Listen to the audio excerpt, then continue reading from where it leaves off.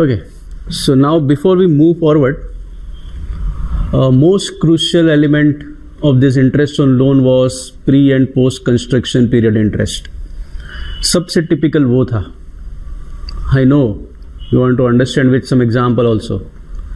So before we proceed further, we will take one example, hypothetical example, just to understand that pre and post. Okay, 99% case loan will be repaid on the basis of EMI. वैसे repayment जो भी होता है वो EMI के base पे होता है. But we'll take one example wherein at a stretch loan is taken and at a stretch repayment is there. Just to understand the provision of this pre and post construction period interest. What will be the treatment, how to calculate, we'll understand that with one example. Repayment EMI से हम लोग इसमें नहीं करेंगे. एक साथ loan लिया, एक साथ रीपेमेंट हो गया, कंस्ट्रक्शन के लिए लोन लिया, कंस्ट्रक्शन कब खत्म हुआ, लोन का कब रीपेमेंट किया वगैरह डिटेल्स के साथ एक हाइपोथेटिकल एग्जांपल से समझेंगे pre and post construction period interest. आपको अभी क्या करना है, तो पहले जो एग्जांपल मैं लिख रहा हूं एज इट इज क्वेश्चन की तरह उसको लिख लेना है. पूरा एग्जांपल प्रिसाइज फॉर्म में लिख रहा हूं. Only the important points we are taking of the example, not in the paragraph form. Right, so अभी क्या करो, पहले तो एग्जाम्पल मेरे साथ लिखते जाना, साथ में कैलकुलेटर रखना, ball pen, notebook and for a change थोड़ा दिमाग भी. Correct, will take you to that example point.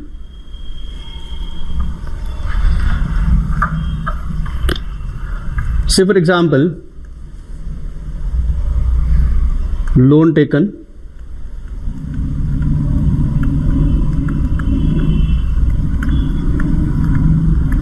for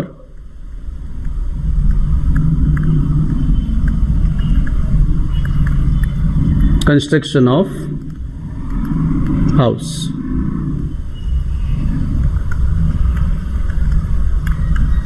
Date of loan taken, say 1/9/2014.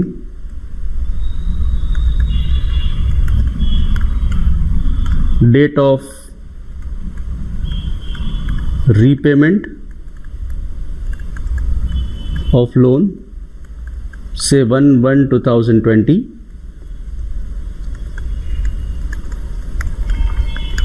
Date of completion of construction, say 1/10/2018.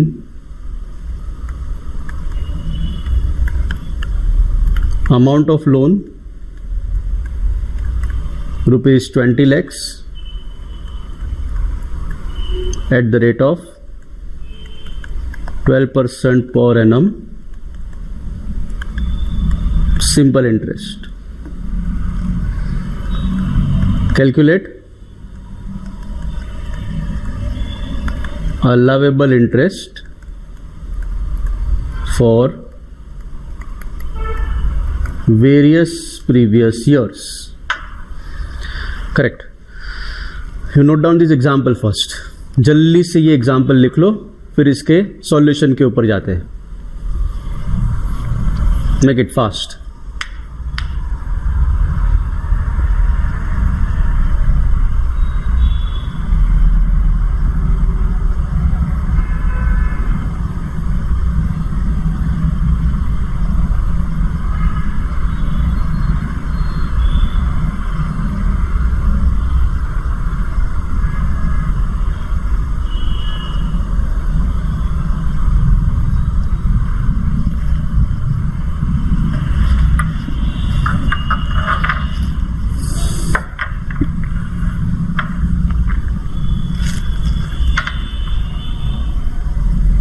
जल्दी जल्दी जल्दी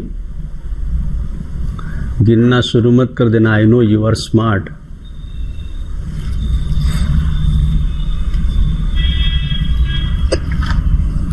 okay, now let us see the crucial points. We have taken loan for construction of house on 1/9/2014. Construction completion, that is certificate of completion received 1/10/2018. So 2014 में loan लिया, 2018 में construction खत्म हुआ. There must be some pre-construction period. So from 2014 to 18, in that particular period, you don't have any property, but you must have incurred the expense for interest. Correct? So there is some pre-construction period, the interest of which is allowed accumulated 5 equal annual. याद आया? Yes. So पहले तो calculate करना पड़ेगा pre construction period क्या है. Pre construction period कैसे calculate करना वो हम लोगों ने लास्ट टाइम देख लिया है. Let us proceed further. I hope example लिख लिया, हम आगे बढ़ेंगे. Firstly we will calculate what? Pre construction period.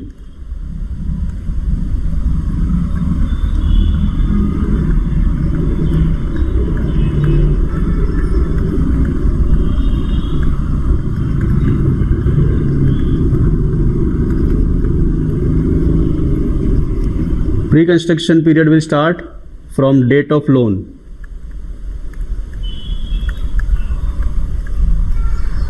ये एक डेट आ गई अपने पास. यहां से दो डेट को कंपेयर करे थे. एक date of final repayment of loan, एक डेट आ गई. और 31st of March immediate preceding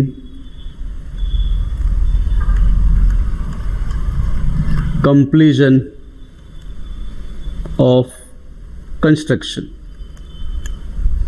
दूसरी एक date.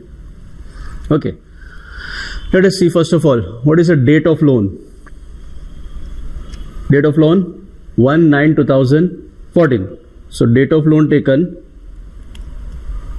1/9/2014. Date of final repayment of loan, it was 1/1/20. So date of repayment of loan 1/1/20. 31st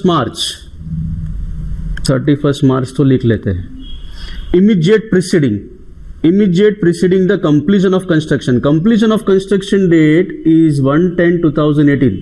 उसका immediate preceding will be 31st March 2018. ये दो date आ गई अपने पास. ये दो में से whichever is earlier will be 31st March 2018. Correct? So what is your pre-period? Pre-construction period is from 1/9/2014 to 31st March 2018. That is equal to. Now can you tell me how many days pre-construction period? नहीं रहने दो, चलेगा. Make it simple. We'll calculate in terms of months. How many months from 1/9/2014 to 31st March 2018? जल्दी से calculate करो कितने months हुए. You are supposed to include that 9th. सितंबर को भी इंक्लूड करना है. So 2014 के अंदर सितंबर, अक्टूबर, नवंबर, दिसंबर, देन 15 का जनवरी, फरवरी, मार्च, और 3 साल. तो सब मिला के how many months? 40.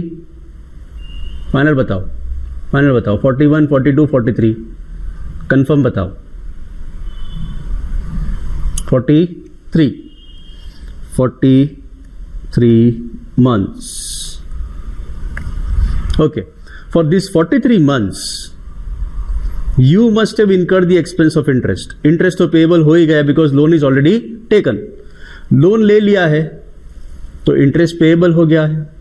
Interest payable हो गया है, फिर भी उसका डिडक्शन नहीं मिला होगा. कब नहीं मिला होगा? During this pre period, that is 1/9/2014 से लेके 31 मार्च 18 तक. क्यों नहीं मिला होगा?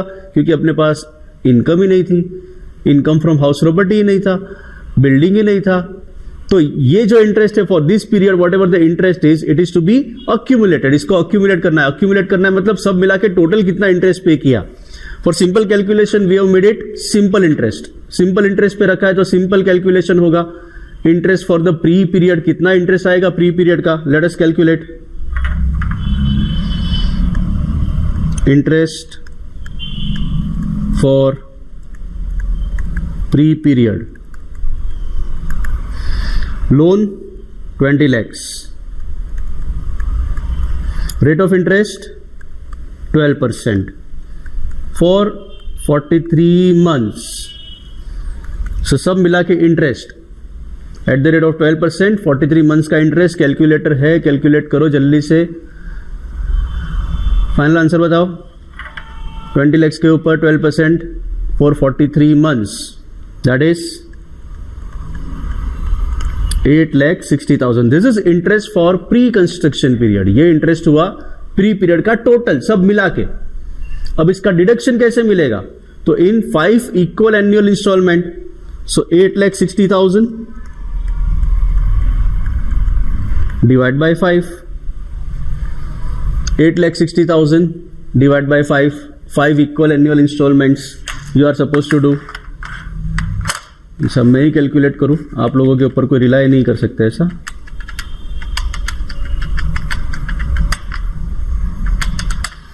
$1,72,000. फाइन. 860 divide by 5. 1,72,000 का डिडक्शन एवरी ईयर मिलेगा. Every year per annum. From which year? From the year of completion of construction. So from previous year, which previous year? Year of completion of construction. Completion का date क्या था? 1/10/2018. So if it is 1/10/2018, which previous year we are talking about? कौन से previous year की बात है? 2018 का मतलब previous year. previous year कौन सा? 17-18 के 18-19? कंफर्म बताओ. Previous year 18-19.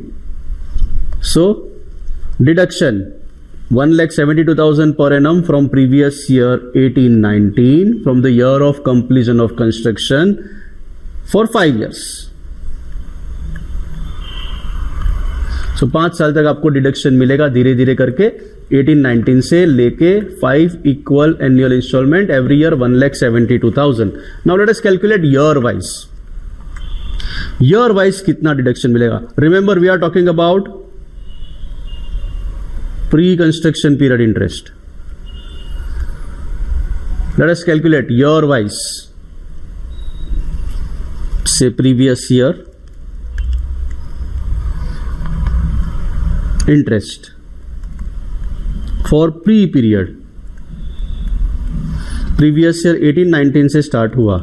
18-19, 19-20, 20-21, 21-22, 23-24. अच्छा 22-23 था. ओके तुम लोगों ने बोला नहीं. 5 equal annual installment. 18-19 deduction 172,000 for pre period interest.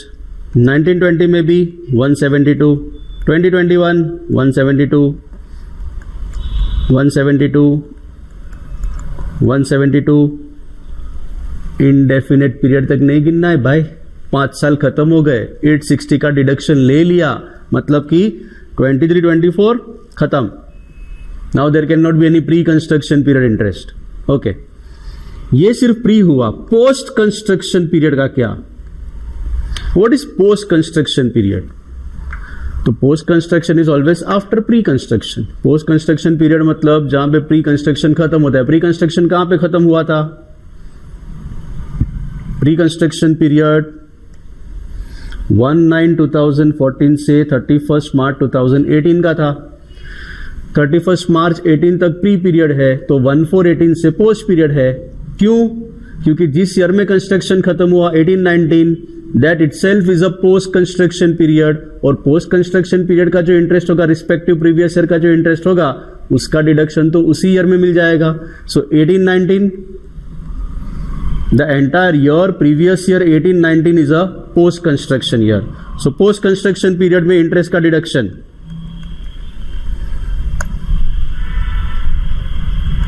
Plus कितना लोन कितने का है? 20 lakhs का। What is the rate of interest? 12%. So what is the amount of interest for that particular year? 2,40,000. So सब मिला के प्री प्लस पोस्ट मिला के टोटल डिडक्शन 1,72,000 प्लस 2,40,000 सब मिला के 4,12,000। करेक्ट? सो प्रीवियस ईयर 1819 में हमें सब मिला के कितना डिडक्शन मिलेगा? वो जो प्री पीरियड का बाकी रह गया था डिडक्शन क्लेम करना 860 का 1/5 पार्ट, दैट इज 1,72,000 प्लस 1819 का जो इंटरेस्ट है जो हमने पे किया होगा ऑब्वियसली पोस्ट कंस्ट्रक्शन पीरियड का इंटरेस्ट 20 lakhs की लोन के ऊपर 12% इंटरेस्ट 2,40,000।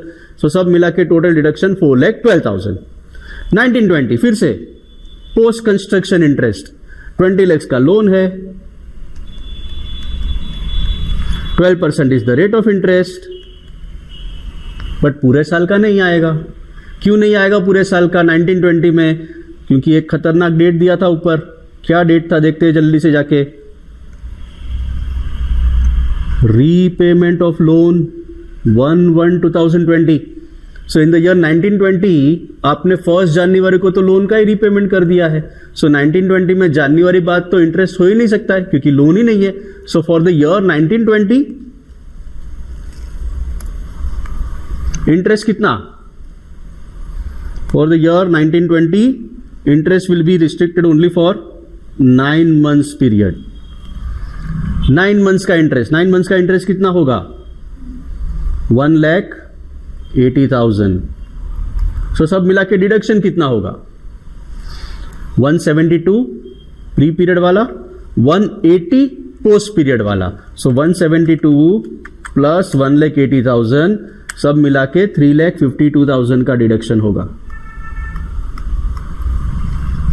क्लियर? फिर से 1920 में आपने लोन का रीपेमेंट कर दिया है, interest will be only for 9 months period, that is up to 1 January. 1 जनवरी के बाद कोई इंटरेस्ट नहीं होगा क्योंकि आपने लोन का रीपेमेंट कर दिया। Now coming to the year 2021, post period interest, post construction period मतलब कि इन रिस्पेक्टिव प्रीवियस ईयर 2021 का इंटरेस्ट कितना होगा? कितना होगा? कुछ भी नहीं होगा, लोन ही नहीं है, loan is already repaid. So pertaining to the year 2021, pertaining to the previous year 2021 interest हो ही नहीं सकता है। So post period interest will be nil. उसके बाद में सारे ईयर में nil because loan is already repaid. लेकिन डिडक्शन होगा, कौन सा डिडक्शन होगा? वो जो प्री पीरियड वाला बाकी है 1,72,000, 1,72,000 for the remaining 3 years। Post period interest will be nil because loan is already repaid. Clear? And after that कुछ भी नहीं, 5 साल खत्म, सब कुछ खत्म, लोन का जितना भी आपको डिडक्शन मिलना था प्री पोस्ट सब मिला के सारा डिडक्शन हो गया। Correct? So this is the calculation, simple calculation of pre construction period interest and post construction period interest. Okay, now ये सब तो हो गया, बट मेन क्वेश्चन कि अपने काम का ईयर कौन सा है? अपने काम का ईयर है प्रीवियस ईयर 1920। प्रीवियस ईयर 1920 में कितना डिडक्शन मिलेगा? तो प्री कंस्ट्रक्शन का 172, पोस्ट कंस्ट्रक्शन का 180, सब मिला के टोटल इंटरेस्ट है 3,52,000। डिडक्शन कितना मिलेगा? क्या आधा आधा आंसर देते हो भाई? कोई बोलता है 2 लाख, कोई बोलता है 30,000, कोई बोलता है 352। ये क्या है? कितना डिडक्शन मिलेगा? दैट डिपेंड्स अपॉन व्हाट, कि ये जो प्रॉपर्टी है whether it is a let out property और सेल्फ ऑक्यूपाइड प्रॉपर्टी। अगर ये लेट आउट प्रॉपर्टी होगा तो याद करो लिमिट क्या था, क्या 2 lakh. Limits are applicable only for self occupied, for let out कोई लिमिट एप्लीकेबल नहीं है। So if it is a let out house no limit is applicable, पूरा 3,52,000 deduction is allowed. But if it is a self occupied house, self occupied house होगा तो देखना पड़ेगा, क्या देखना पड़ेगा, लोन कब लिया है, तो 1499 के बाद लिया है। What is the purpose, purchase और construction, yes sir it is for construction. तो फिर इंटरेस्ट का डिडक्शन कितना होगा, तो मैक्सिमम 2 लाख। मैक्सिमम 2 लाख का मतलब क्या, तो 3,52,000 का डिडक्शन नहीं मिलेगा, maximum deduction restricted to rupees 2 lakh. So if it is a self-occupied house, deduction will be restricted to 2 lakh in this case. And if it is a let-out house, for the previous year 1920, पूरा deduction 3,52,000. Correct है, confirm है। चलो बताओ जल्दी से एक बार, फिर से हाँ आराम से सोच के बताना। If we are talking about previous year 2021 की बात करें तो कितना डिडक्शन मिलेगा, प्री पीरियड का 172, पोस्ट पीरियड का नील, सब मिला के 1,72,000। If it is a let out house पूरा 1,72,000। If it is a self occupied house, अगर हाउस सेल्फ ऑक्यूपाइड होगा तो sir maximum 2 lakh, 2 lakh, 2 lakh, maximum 2 lakh. Maximum मतलब रिस्ट्रिक्शन, रिस्ट्रिक्शन मतलब अगर इंटरेस्ट 2 लाख से कम है तो 1,72,000 का ही डिडक्शन होगा। So if it is self-occupied house or let-out house for the previous year 2021, deduction will be for rupees 1,72,000. Clear? 100% clear.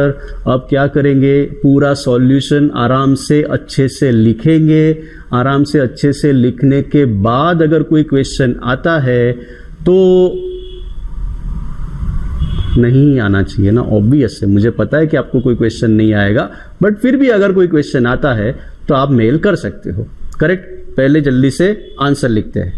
Answer लिखने के लिए आई होप कि क्वेश्चन लिख लिया है, हम लोग सीधा आंसर से स्टार्ट करते हैं। प्रिस्क्राइब टाइम लिमिट मेरे हिसाब से जो लगनी चाहिए उतने टाइम में ये स्क्रॉल करता जाऊंगा, फटाफट से लिखते जाना पूरा सॉल्यूशन अच्छे से, साथ में कैलकुलेशन करते रहना, कैलकुलेटर का यूज करते रहना, फॉर अ चेंज दिमाग का भी यूज करना है। जल्दी, make it fast, start writing the answer.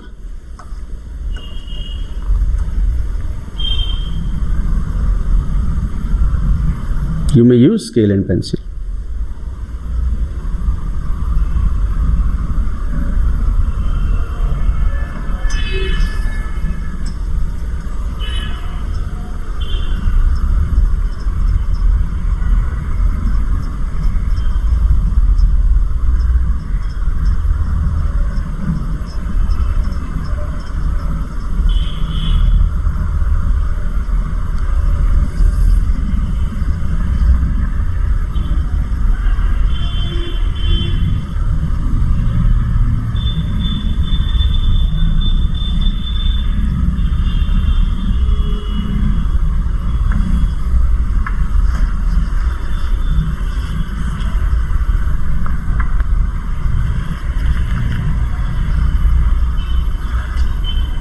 Do some meditation, yeah.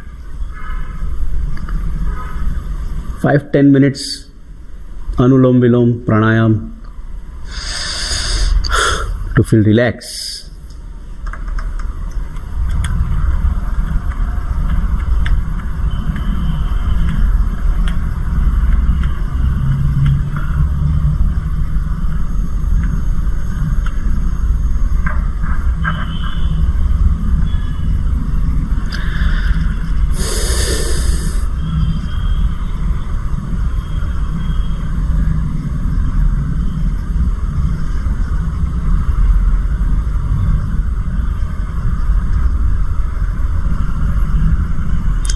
Video lecture देखते देखते कभी कभी आंखें दुखने लगती है, जलन सी होती है आंखों में, दिल में भी होती है कि फ्रेंड्स नहीं दिख रहे आजू बाजू।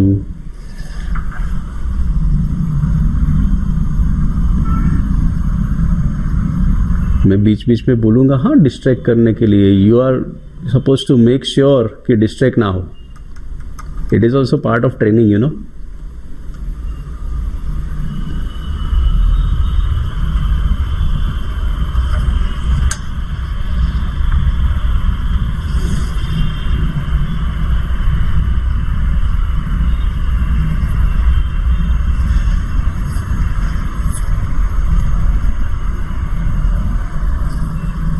बहुत जनों ने आई कार्ड नहीं पहना यार.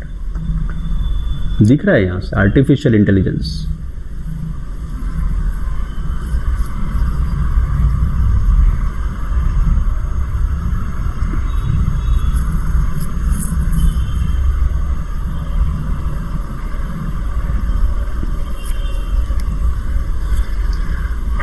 चलो इतना लिख लिया, आगे बढ़े.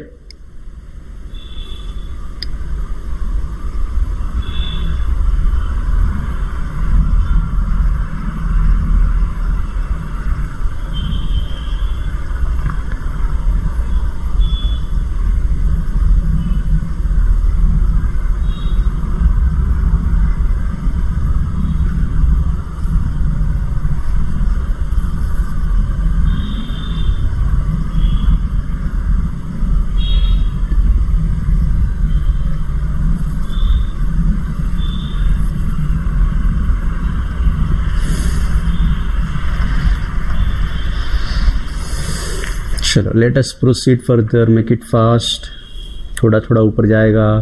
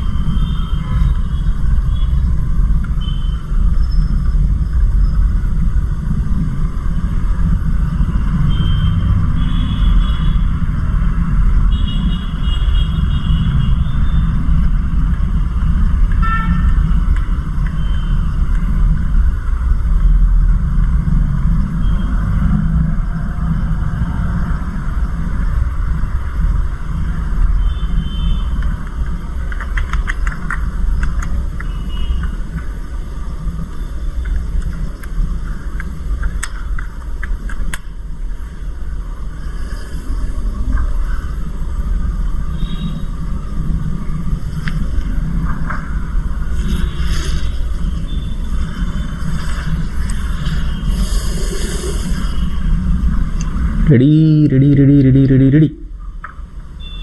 Fast.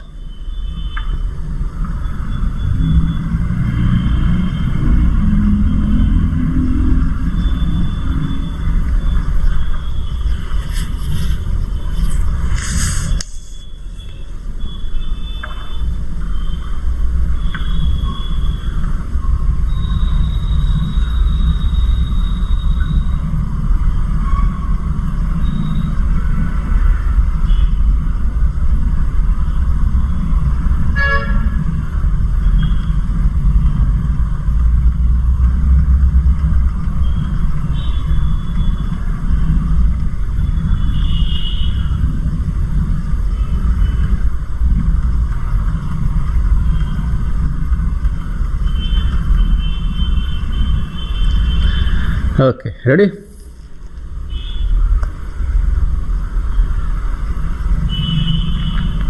आगे बढ़े।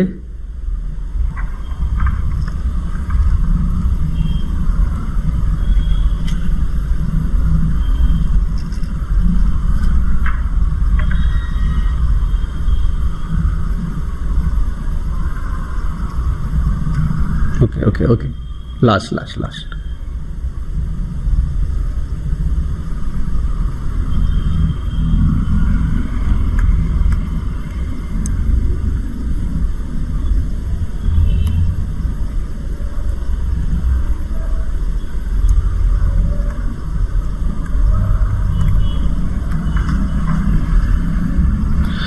फाइन, इसी क्वेश्चन को आगे कंटिन्यू करते हैं।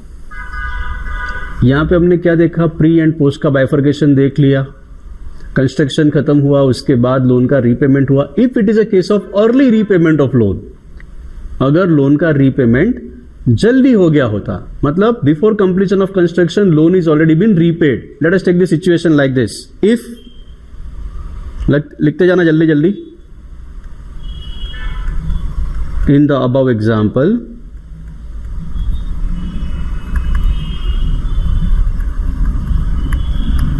date of repayment of loan is 1/1/2018. Calculate allowable interest for various previous years. इसी क्वेश्चन को आगे कंटिन्यू करेंगे। Date of repayment of loan हमने चेंज किया है 1/1/2018, जो 1/1/2020 था। देख ले फिर से example, what we have changed is this. इसको हटा दे, इसको कर देते हैं 1/1/2018. So if it is 1/1/2018, वापस कैलकुलेट करते हैं। If the date of repayment of loan is 1/1/2018, then what will happen? What will be your pre-construction period?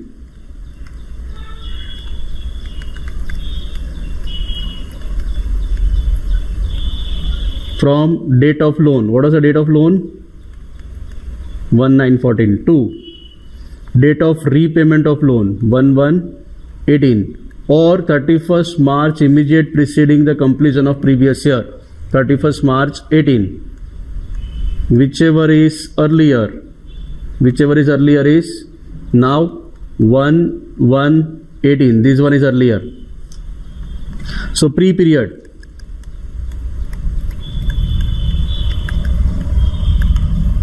Pre-period from 1/9/14 to 1/1/18. फिर से कैलकुलेट हाउ मेनी मंथ्स, 3 कम ही तो करना था, 40 months.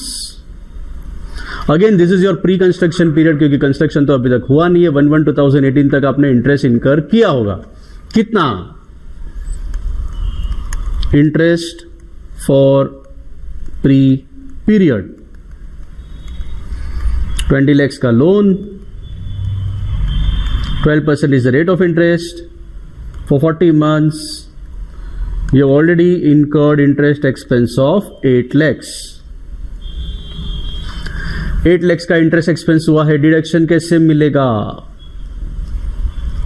Over a period of 5 years, 1,60,000 every year from previous year. कौन सा? From which previous year? Because loan is already repaid in the previous year 17-18 itself. आपने 1/1/2018 को repayment किया, मतलब कि प्रीवियस ईयर 17-18 में रीपेमेंट हो गया है।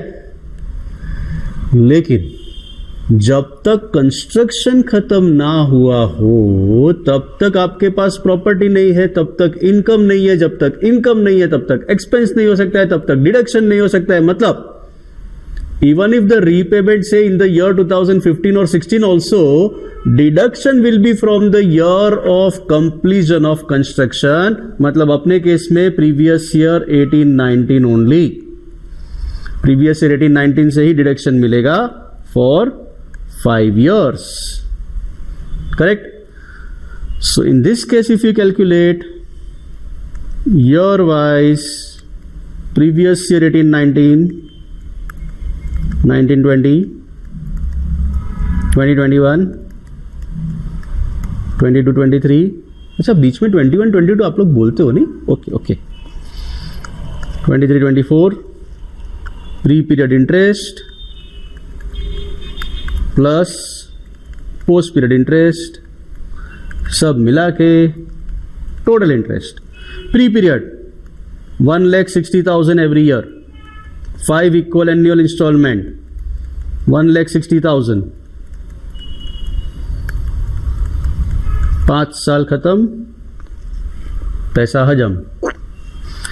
Okay, post period interest, post construction period. पहले आगे देखते, हमने देखा था ऐसा कुछ. पोस्ट कंस्ट्रक्शन पीरियड इंटरेस्ट ऐसे कुछ कैलकुलेट करते थे, मतलब रिस्पेक्टिव प्रीवियस ईयर का interest. Now coming to this example, जो अपना एडिशनल एग्जांपल है उसमें क्या है, तो 1/1/2018 को तो हमने लोन का ही रीपेमेंट कर दिया है. सो पर्टेनिंग टू द ईयर 18-19, मतलब कि 1/4/2018 ऑनवर्ड्स, मतलब कि पोस्ट कंस्ट्रक्शन मतलब प्री कंस्ट्रक्शन के बाद, प्री कंस्ट्रक्शन के बाद मतलब 1/1/18 के बाद, 1/1/18 के बाद इंटरेस्ट पॉसिबल ही नहीं है, because loan is already been repaid.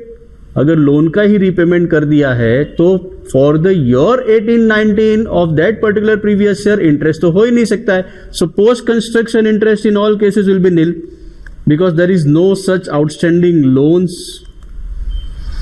So total deduction post construction तक कुछ भी नहीं होगा, लेकिन वो जो प्री कंस्ट्रक्शन पीरियड वाला बाकी है 1,60,000 वाला डिडक्शन रहेगा in 5 equal annual installment every year. 1,60,000, 5 साल हुए, खत्म. Again coming to our previous year 19-20, कितना डिडक्शन मिलेगा? If it is self occupied house, अब समझ में आ गया, 160, because it is maximum rupees 2 lakh. If it is let out house, 1,60,000. In any case, it is 1,60,000. Correct. So this is the case of early repayment of loan. अगर loan का repayment early कर दिया है तो interest calculation कैसे होगा? Pre plus post मिला के total deduction. Correct. Now write down the answer fast. I know question भी बहुत जन ने लिखा है, ऊपर ये क्वेश्चन है, पहले क्वेश्चन लिख लो fast in the above example, then write the answer.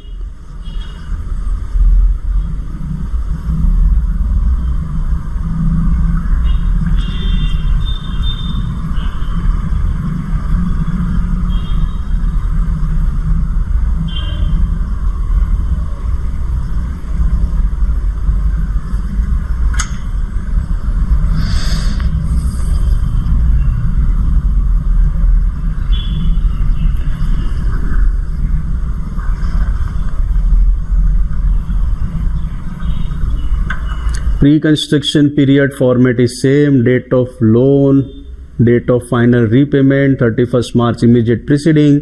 ये सब कुछ मैंने इसमें नहीं लिखा है, ऊपर लिखा है. एडवाइजेबल है कि आप लोग लिखो. नहीं सर, जितना बोर्ड पे होगा उतना ही कॉपी करेंगे sir.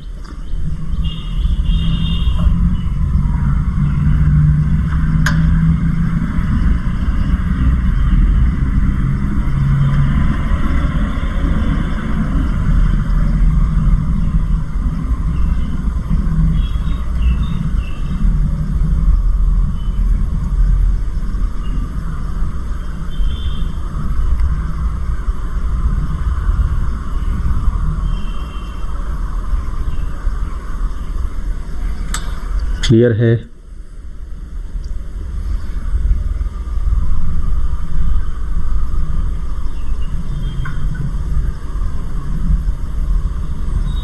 Okay okay okay okay.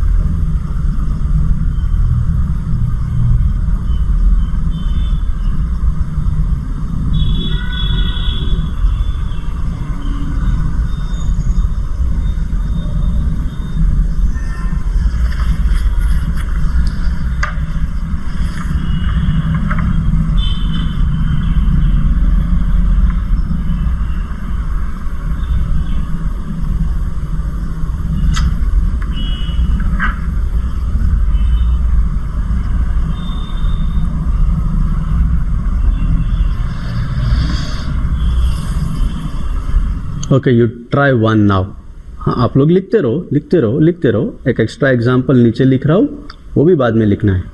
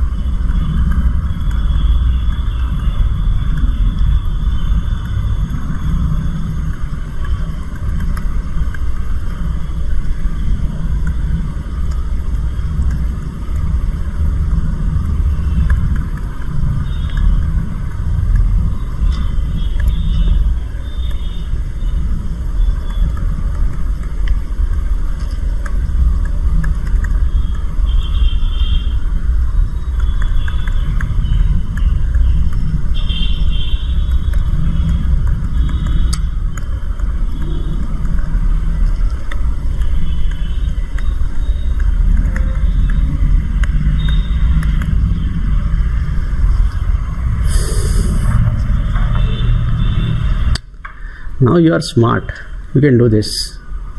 Simple calculation है.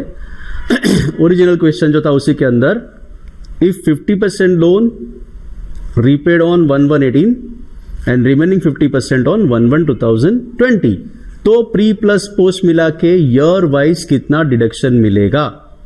That is a simple question for your homework. चलो जल्दी से ऊपर वाला खत्म करो, होमवर्क का क्वेश्चन लिख लो, then will proceed for notes.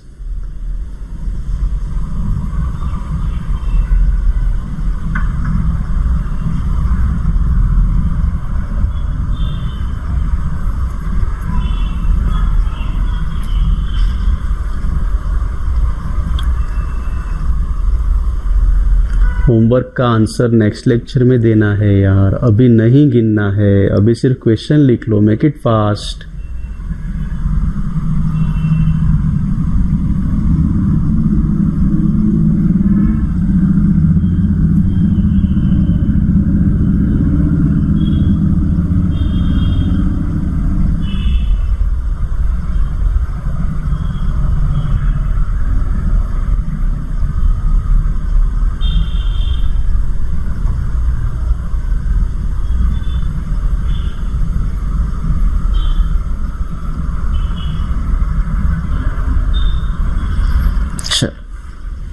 Clear है?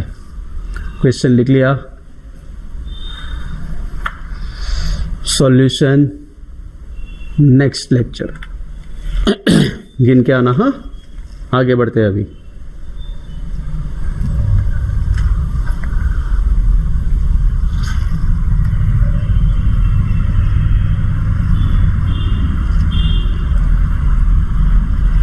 Okay,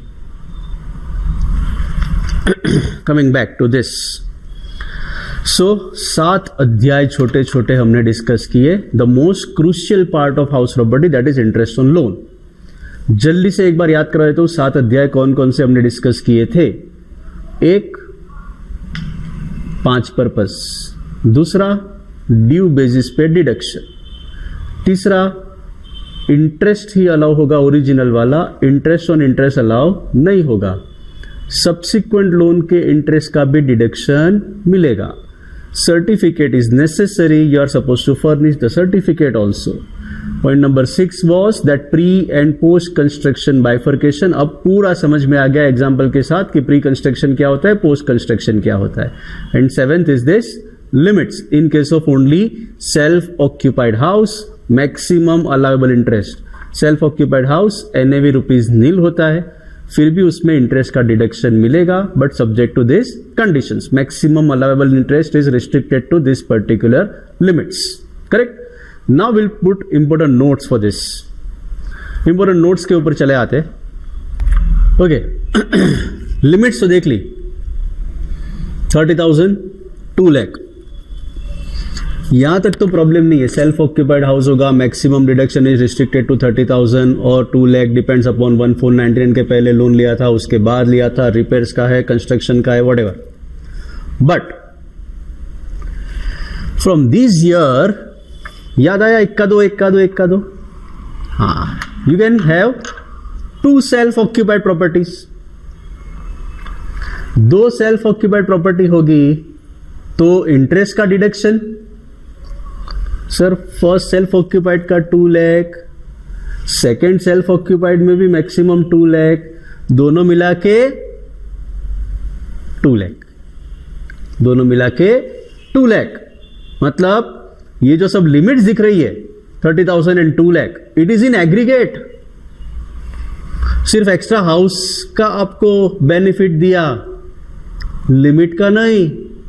limit is in aggregate rupees 2 lakh. 2 self occupied house होंगे तो दोनों का मिला के प्री प्लस पोस्ट, वो तो हमने आगे कैलकुलेशन में देख लिया, pre plus post, house 1 house 2 सब मिला के इन एग्रीगेट मैक्सिमम रुपीज 30,000 और 2 lakh, depends upon the date of loan.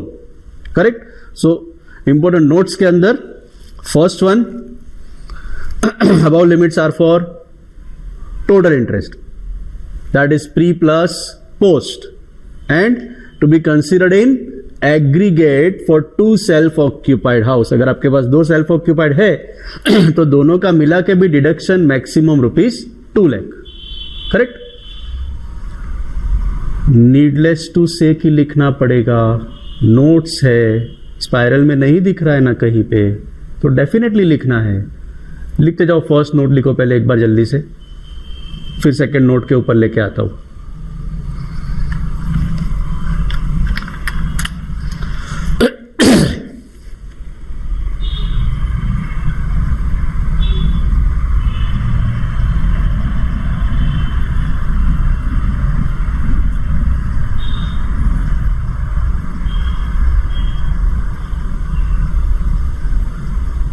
Okay, interesting. ये पॉइंट हमने अभी डिस्कस नहीं किया है, थोड़ा दिमाग लगा के सोचना पड़ेगा। याद करो, if loan taken for construction after 1499, loan taken for construction after 1499, if it is a self occupied house, अगर ये हाउस सेल्फ ऑक्यूपाइड है तो मैक्सिमम डिडक्शन कितना है? 2 लाख है। वैसे maximum deduction is 2 lakh, but उसमें भी कंडीशन है।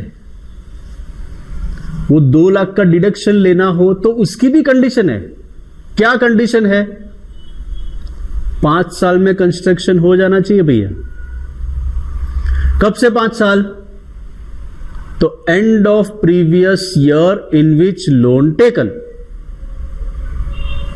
End of previous year in which loan taken, मतलब जिस प्रीवियस ईयर में लोन लिया है वो ईयर खत्म हो, वहां से 5 साल के अंदर, विद इन 5 years आपका कंस्ट्रक्शन हो जाना चाहिए।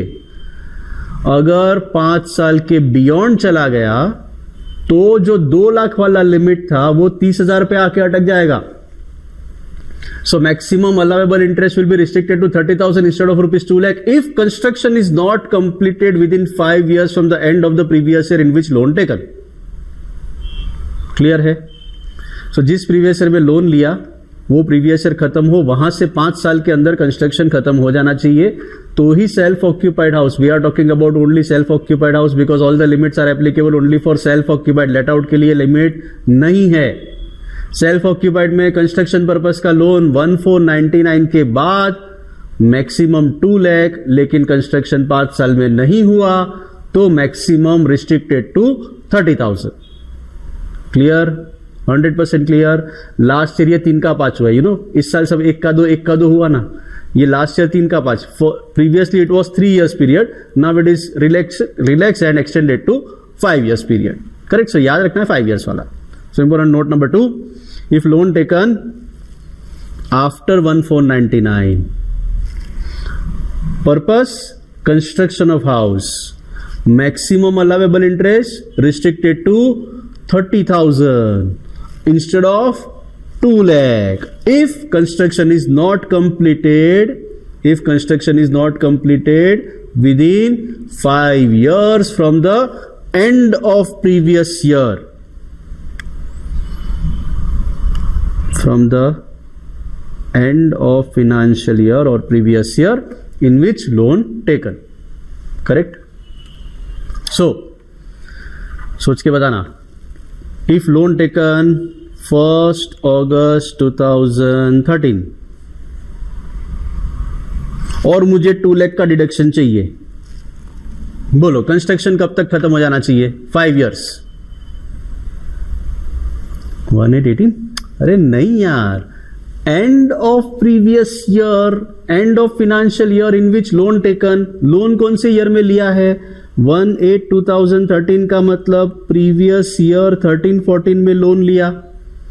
एंड ऑफ प्रीवियस ईयर क्या रहेगा? End of previous year is 31st March 2014.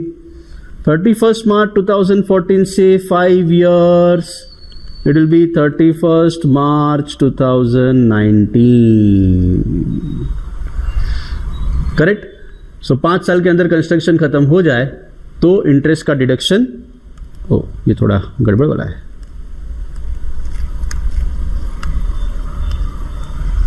Fine. So 5 years के अंदर कंस्ट्रक्शन हो जाए तो 2 लाख, ना हो तो 30,000. सो नोट नंबर 2 इंपॉर्टेंट, जल्दी से लिख लो.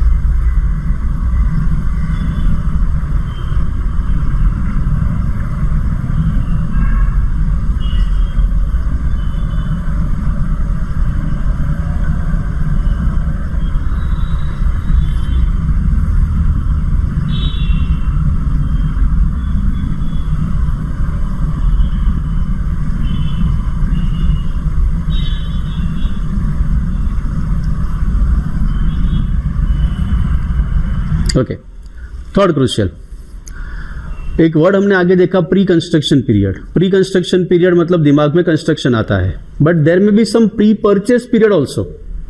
प्री परचेस पीरियड भी just like pre construction period. ऐसा हो सकता है कि आपने कहीं से बैंक से लोन लेके एडवांस पेमेंट कर दिया है, लेकिन पोजीशन आपको मिलना बाकी है. पोजीशन मिलता है 6-7 महीने के बाद, बीच में आता है year ending. So there must be some pre-construction period जैसा pre-possession period या तो pre-purchase period. So the treatment is absolutely same. Pre-construction period shall also include the pre-possession period in case of purchase of property. Purchase करने के time पे pre-possession period जो है उसको भी हम pre-construction मान सकते हैं. उसमें भी capitalized interest deduction over a period of 5 years, बाकी सब कुछ same.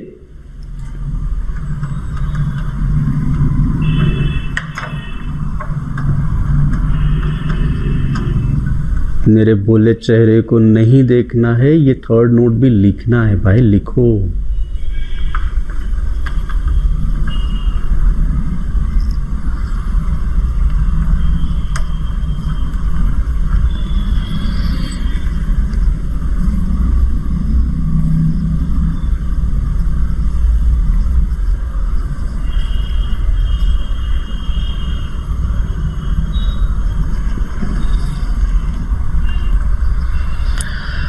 Okay, so interest on loan का डिडक्शन सारे अध्याय के साथ समझ में आ गया है.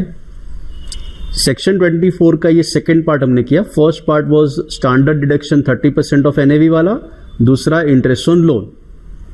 साथ में एक छोटा सा ले लेते हैं provision. Section 25, a simple 1 line provision is there. Section 25 detail में डिस्कशन की जरूरत नहीं है, because in detail we can discuss only after your TDS topic. Correct? TDS का एक पार्ट है, लेकिन सिर्फ समझने के लिए जल्दी से एक शॉर्टकट में समझ लो. Suppose you have taken loan from any non residents. कोई भी नॉन रेसिडेंट के पास से लोन लिया है for purchase, construction, repair, renewal, reconstruction, उसको इंटरेस्ट पे किया है. उसको जो इंटरेस्ट पे किया है उसमें अगर टीडीएस नहीं किया, tax deducted at source, if you have not done TDS at a prescribe rate, तो जो इंटरेस्ट आपने पे किया है उसका डिडक्शन नहीं मिलेगा। Section 25 interest deduction is not allowed. हमने आगे स्नैपशॉट में देखा था section 25 deduction not allowed. Deduction एक सिचुएशन में अलाउ नहीं होगा इंटरेस्ट ऑन लोन का। कब अलाउ नहीं होगा? If you taken loan from non resident and the interest is paid without deduction of tax at source. मतलब कि टीडीएस करे बगैर इंटरेस्ट का पेमेंट कर दिया होगा तो उस इंटरेस्ट का डिडक्शन नहीं मिलेगा। सो important note number 4, assessee has taken loan from any non-resident, interest on such loan will not be allowed as deduction if the interest paid to non-resident without deduction not allowed without deduction of tax, section 25 का एक part. So that is all about section 25 also.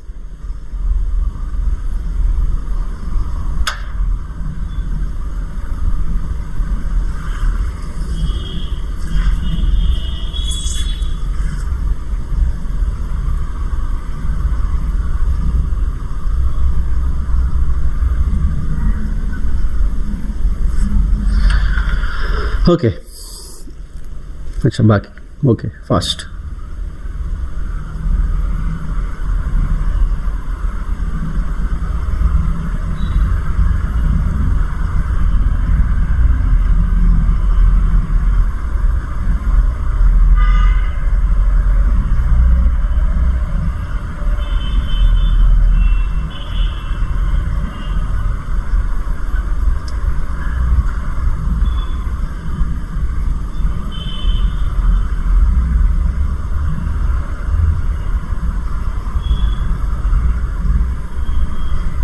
Correct.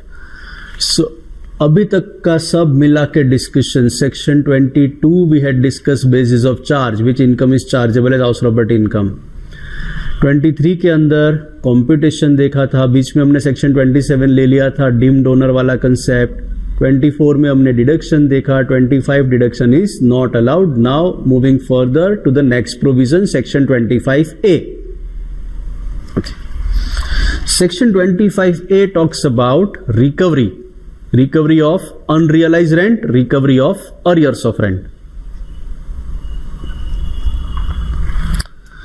Heading लगा दो पहले तो एक बार, फिर discussion start करते हैं इंटरेस्टिंग। फिर से अगेन एक बहुत ही अच्छा सा इंटरेस्टिंग डिस्कशन है अपना।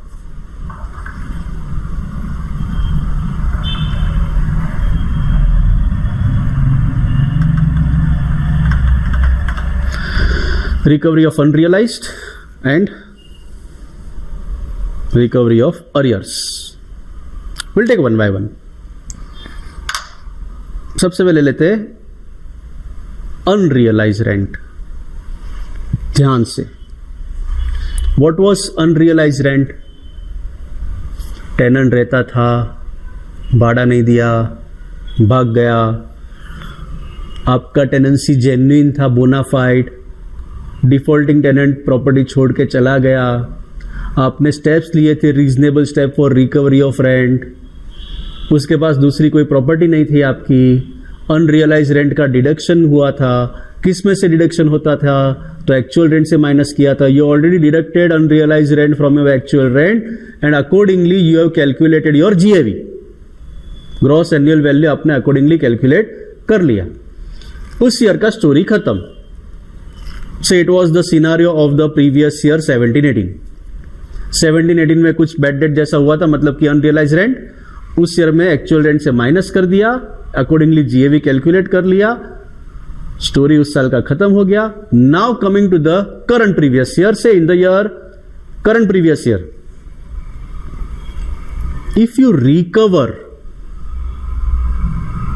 अगर अनरियलाइज रेंट रिकवर करेंगे, रिकवर किया मतलब पॉकेट में पैसे आया, जैसे बैड डेट रिकवर करते हैं, same way unrealise rent is recovered. If you recovered unrealise rent then it is your income, obviously it is your income.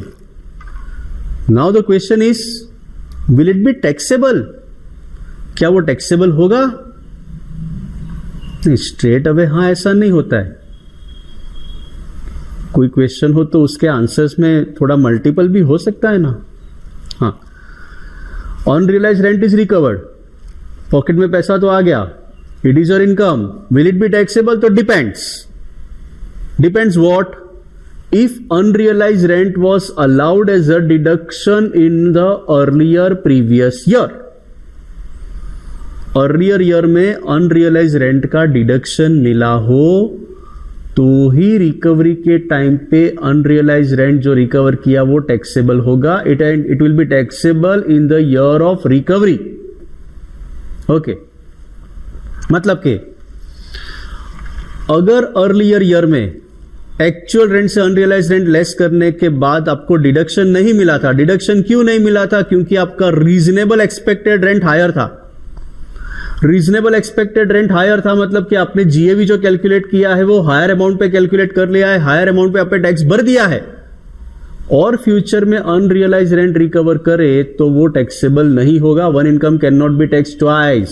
आपने ऑलरेडी ज्यादा इनकम पे टैक्स भर दिया इन दैट पर्टिकुलर ईयर, तो at the time of recovery that unrealise rent will not be taxable. So only if it was allowed as a deduction in the earlier previous year, then only it will be taxable in the year of recovery. For example, say in the previous year 17-18, previous year 17-18 के अंदर your unrealized rent and actual rent and RER, say something like this. Step number 3, RER था मान लो 5 lakhs, उसको हम compare करते हैं actual rent के साथ. एक्चुअल रेंट हमेशा अनरियलाइज रेंट लेस करने के बाद. सो एक्चुअल रेंट था आपका 6 lakhs, उसमें से 25,000 वॉज अनरियलाइज. सो आपने एक्चुअल रेंट कितना गिना था? तो 5,75,000. Comparison whichever is higher, तो 5,75,000 वॉज कंसिडर्ड एज जीएवी. उस ईयर का स्टोरी खत्म. In future, if you recover 25,000 recover किया, will it be taxable? Will it be taxable? Yes. क्यों? Because deduction was allowed earlier. कमाया था भी 575 और टैक्स भी भरा था 575 के बेस पे. करेक्ट? अब थोड़ा इसमें चेंज करते हैं. से for example RER reasonable expected rent 7 lakhs. ये सिचुएशन सेम रखते हैं. Actual rent same 5,75,000 same, but GAV change. अब जीएवी कितना हो जाएगा आपका? विच एवर इज हायर के बेस पे gross annual value will be ₹7 lakhs. And in future if you recover this 25,000, will it be taxable? Answer is no. Reason? Unrealise rent का पहले deduction नहीं मिला है. अनरियलाइज रेंट का deduction कैसे नहीं मिला है? क्योंकि कमाया था 575, कमाया था 575, फिर भी टैक्स भरा कितने पे? 7 lakhs पे. In that case unrealise rent was not allowed as deduction, तो रिकवरी के टाइम पे टैक्सेबल नहीं होगा. So simple understanding, if unrealise rent allowed as a deduction in the earlier year, then only it is taxable in the year of recovery. Now, unrealized rent was allowed as a deduction under which particular head of income? तो house property. तो future में अगर recover करेंगे तो कौन से head में taxable होगा? तो obviously house property. So it is assume to be income from house property only. It is a deemed income from house property only. Correct? Okay. Sir एक क्वेश्चन है, if we recover unrealise rent in the same year, अगर same previous year में recover कर लिया तो क्या होगा? Suppose जुलाई का था, जुलाई 2018 का, दिसंबर 18 में मिल गया, तो there is no question of unrealise rent by. ये सब सोचना ही नहीं है. Unrealized rent, if it is recovered in the same previous year, there is no question of any unrealized rent. But if it was allowed as a deduction in the earlier year and recovered in the subsequent year, then you are supposed to think of taxability. Will it be taxable? If allowed, yes. If not allowed, no. Okay. Now consider the situation. Is it possible कि unrealise rent जब recover करे तब assessee owner ही ना हो? Assessee is not the owner of the property at the time of recovery of unrealise rent. ऐसा possible है? Definitely है. You are not the owner of the property, तो फिर sir income from house property होगा? होगा. Reason, it is a deemed income from house property. Reason, deduction was claimed earlier under the head income from house property. So at the time of recovery, taxability will be under the same head of income, that is income from house property. So even if assessee is not the owner at the time of recovery, unrealized rent will be taxable as income from house property only. So recovery of any unrealized rent will be deemed income from house property irrespective of the fact assessee is owner or not. Okay. Unrealise rent को recover करने के लिए कोई expense करना पड़ता है? कोई expense करना पड़ता है? ऑफ कोर्स यस, करना पड़ता है. तो again from unrealise rent recovery also 30% notional deduction is allowed. इसमें से भी वो notional deduction 30% towards all the expenses for recovery etcetera, that 30% notional deduction is allowed. Correct. So unrealise rent के अंदर 3 क्रूशियल इंपॉर्टेंट पॉइंट आप लोग ध्यान में रखोगे. बाकी सब कुछ ठीक है. याद क्या रखना है? Number 1, it is deemed to be income from house property only. Number 2, irrespective whether assessee is owner of the property or not, it is income from house property. And number 3, it is taxable only after allowing 30% deduction. Notional deduction 30% less करने के बाद ही recovery वाला amount taxable होगा. Correct. So that was a point of unrealized rent. Now we'll go to arrears of rent. Second point इसके अंदर ही. Arrears of rent मतलब क्या? What is arrears? ताली क्यों बजाया? क्योंकि आप लोग भी अभी गरबा करोगे, मुझे पता है. Arrears मतलब आउटस्टैंडिंग, अक्रूड, रिसीवेबल, ऐसा कुछ भी नहीं होता है भाई. याद करो, एक्चुअल रेंट के अंदर हमने एक इंपॉर्टेंट वर्ड देखा था, रिसीव्ड और रिसीवेबल. तो रिसीवेबल मतलब ड्यू बेसिस पे एक्चुअल रेंट आ चुका है. So accrued, receivable, due but not received, ये सब नहीं होता है arrears. What is arrears of rent? Interesting question. What is arrears? Arrears means increase in rent with retrospective effect, or some difference of rent is received which was not received or due earlier because of some dispute. Clear है? What is arrears? Arrears मतलब पुरानी date से या तो rent बढ़ गया हो या तो डिस्प्यूट की वजह से पहले ड्यू नहीं हुआ था, अब हुआ है. फॉर एग्जाम्पल, सिंपल एग्जाम्पल से समझा देता हूं. आपका एक टेनेंट है मिस्टर एक्स, सालों से आपके घर में रहता है. आपने रेंट इंक्रीज करने के लिए बोला है, but because of tenancy law and all rent increase नहीं हुआ. वो रेंट बढ़ा के नहीं दे रहा है. कितना देता है आपको रेंट? भाड़ा कितना देता है? 500 रुपया, 500 रुपीज पर मंथ आपको देता है. बस आपने उसको कितनी बार बोला कि रेंट बढ़ाओ, रेंट बढ़ाना है, रेंट बढ़ाना है, नोटिस दिया, सब कुछ किया, नहीं कर रहा है. फिर अल्टीमेटली आपने कोर्ट में केस किया रेंट इंक्रीज करने के लिए. रेंट इंक्रीज करने के लिए केस किया, केस तारीख पे तारीख चला. आपको तो वही 500 रुपया मिलते रहे, मिलते जाएगा.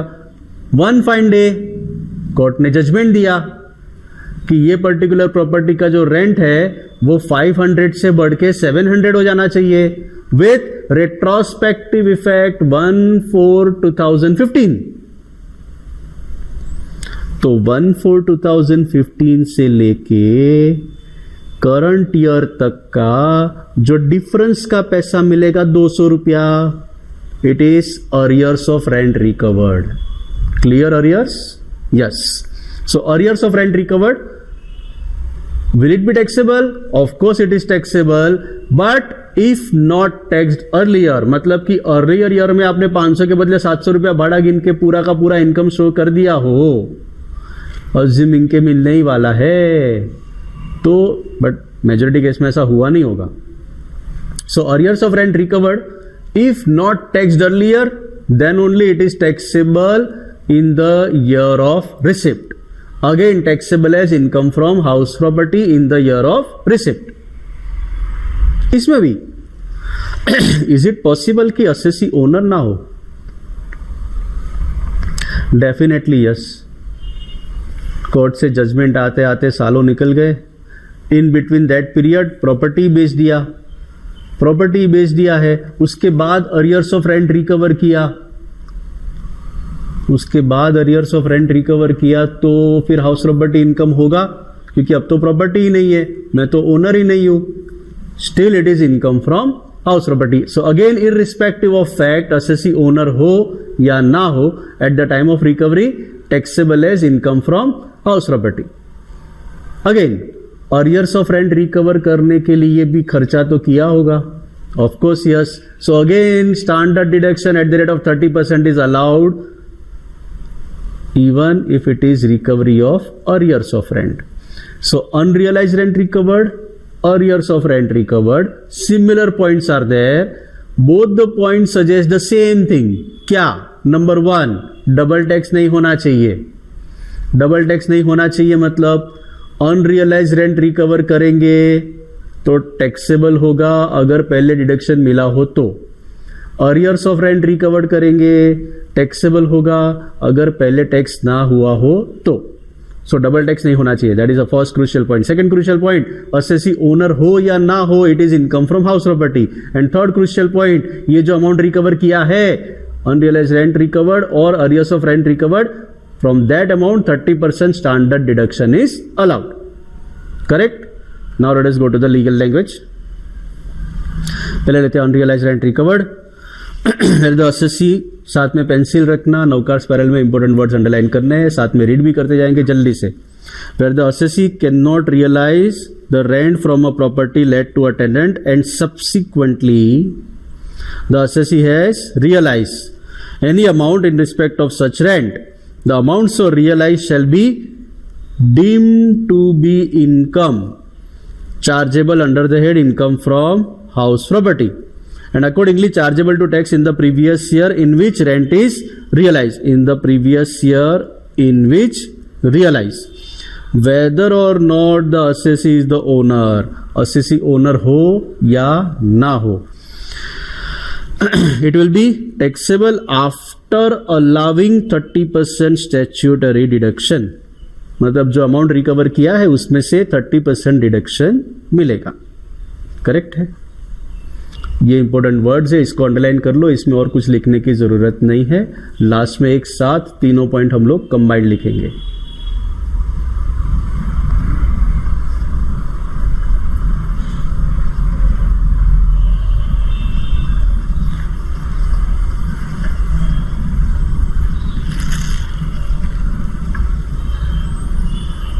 कर लिया.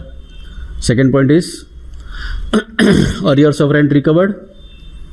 Again, where the assessee is the owner of any property let out to a tenant, receives any amount by way of arrears of rent from such property which was not charged to tax in earlier years. अगर पहले taxable नहीं हुआ है तो amount so received will be chargeable to tax under that income from house property. It is chargeable to tax whether assessee is owner of the same house property during the previous year or not. Assessee owner or not the owner, it is income from house property. Arrears of rent recovered भी same head में taxable होगा. It is chargeable to tax after allowing 30% statutory deduction. After allowing 30% deduction. So in both the cases similar points are there. Assessee owner हो या ना हो 30% deduction मिलेगा. Double tax नहीं होना चाहिए. डबल टैक्स नहीं होना चाहिए मतलब unrealised rent recovered taxable only if deduction allowed earlier. Arrears of rent recovered taxable only if not taxed earlier. Correct. ये इंपॉर्टेंट वर्ड्स को अंडरलाइन कर लो.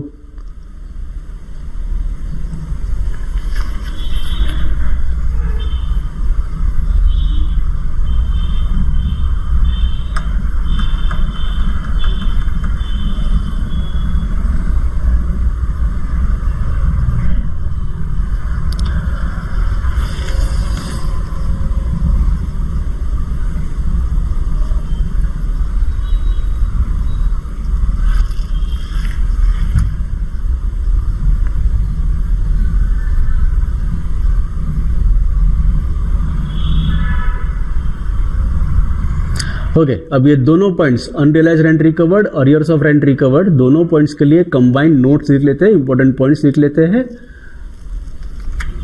ओके नोट्स के ऊपर आते हैं. First note, unrealise rent recovered will be taxable in the year of recovery as income from house property. ये first note लिख लो, साथ में सेकंड नोट से आगे लिखते जाना.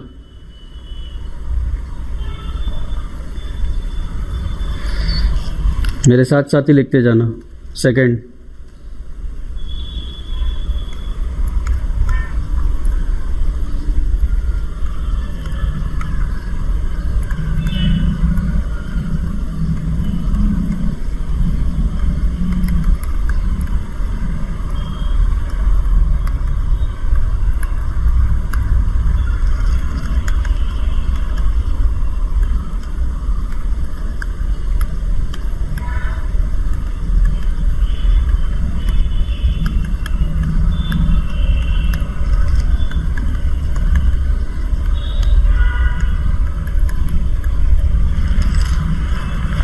arrears of rent recovered taxable in the year of receipt only if not taxed earlier. Third,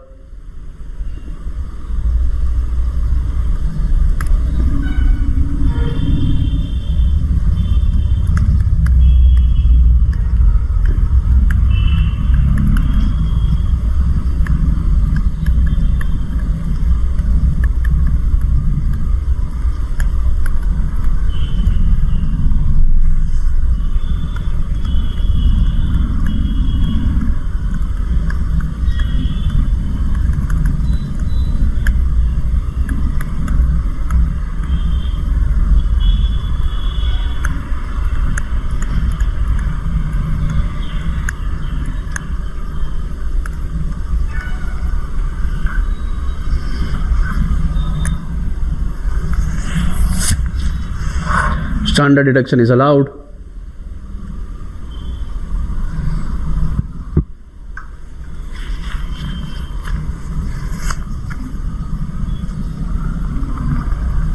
Note number 4.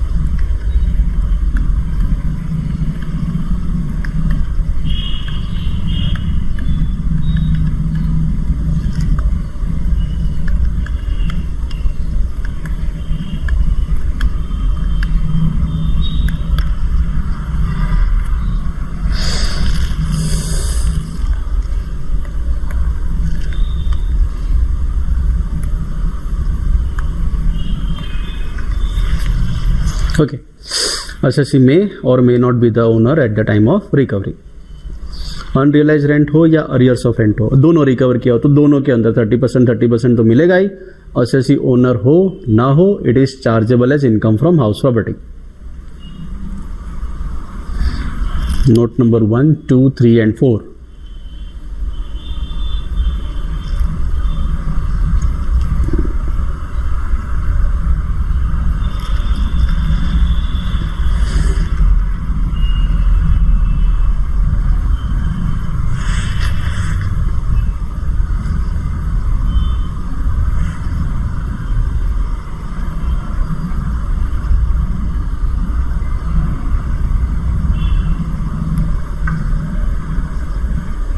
अच्छा, थोड़ा बड़ा चाहिए लिखने के लिए. Okay,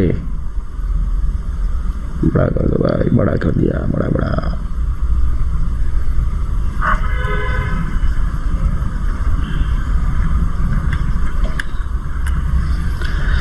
fine so crucial provision section 25A, recovery of unrealise rent, recovery of arrears of rent.